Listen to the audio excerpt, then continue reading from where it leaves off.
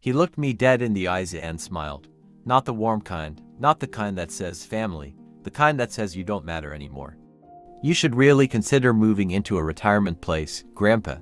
My daughter-in-law added softly, like she was doing me a favor. I didn't respond.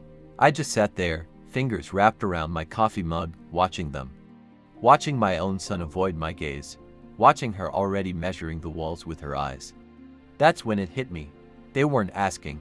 They had already decided. And right then, I decided something, too. If they thought I was powerless, they had no idea what was coming. My name is Walter Hayes.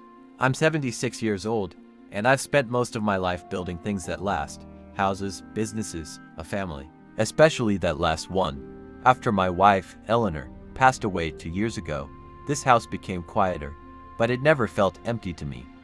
Every corner held a memory, her laughter in the kitchen, the way she hummed while watering the plants, the creak of the stairs she always complained about but secretly loved. This house wasn't just wood and brick. It was us, and I thought my son, Daniel, understood that. I really did. It started small, like these things always do. Daniel and his wife, Melissa, began visiting more often. At first, I thought it was kindness, just checking in. Dad, he'd say.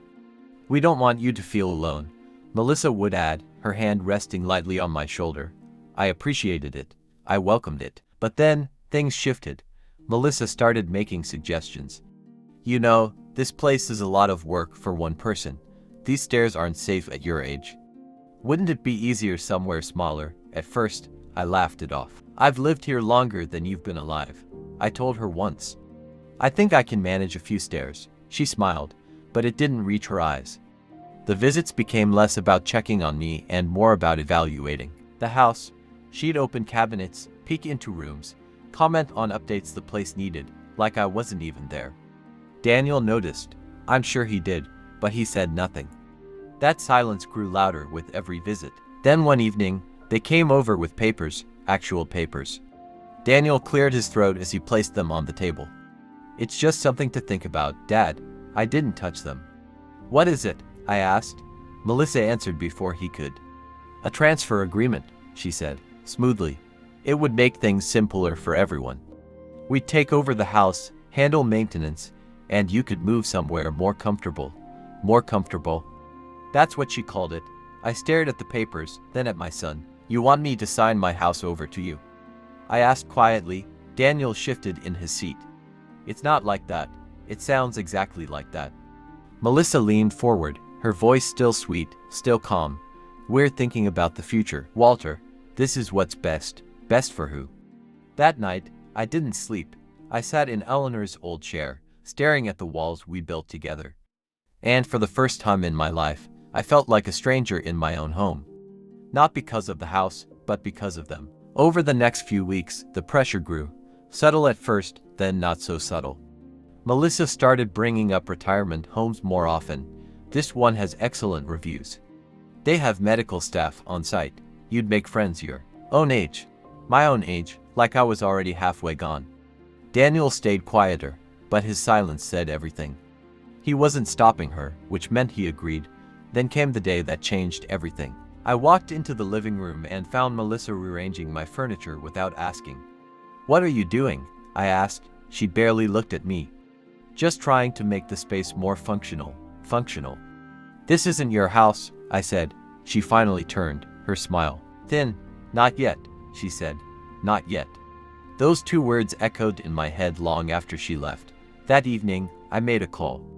Not to Daniel, not to anyone in the family, but to a real estate agent. His name was Mark, and he'd been in the business for 30 years. Are you sure about this? He asked when I told him what I wanted. I've never been more sure of anything, I replied. We met the next morning. He walked through the house, taking notes, snapping photos. This place is worth a lot, he said. Location alone. I know what it's worth, I interrupted gently. He nodded.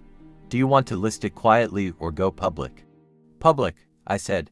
Very public. Within days, the listing went live. Within a week, offers started coming in, strong offers, competitive ones. People saw value in this home, even if my own family didn't see its meaning. And within 2 weeks, the house was sold. I didn't tell Daniel. not yet. I wanted to see how far they'd go. It happened on a Sunday. They came over unannounced. Melissa walked in like she owned the place. Daniel followed, looking uncomfortable. "We've been talking," she began, sitting down without being invited. "And we think it's time to move forward with the transfer." I leaned back in my chair. "Is that so?" Daniel finally spoke. "Dad, it just makes sense." I raised a hand. "No," I said calmly. "What makes sense is this." I reached into the drawer and pulled out an envelope, placing it on the table. Melissa picked it up, her confidence unshaken at first. Then she opened it, and everything changed. Her smile disappeared. Daniel leaned over her shoulder, reading the document. What is this?" he asked. "The sale agreement," I said. Silence. Heavy, uncomfortable, final. "You sold the house?" Melissa's voice cracked just slightly. "Yes." "You can't be serious," she snapped. "Where are you going to?" "Live." I looked at her, really looked at her, and for the first time, I saw fear. "I've already made arrangements," I said. Daniel shook his head. "Dad, why would you do this?" I leaned forward, my voice steady. "Because this is my house, it was my decision.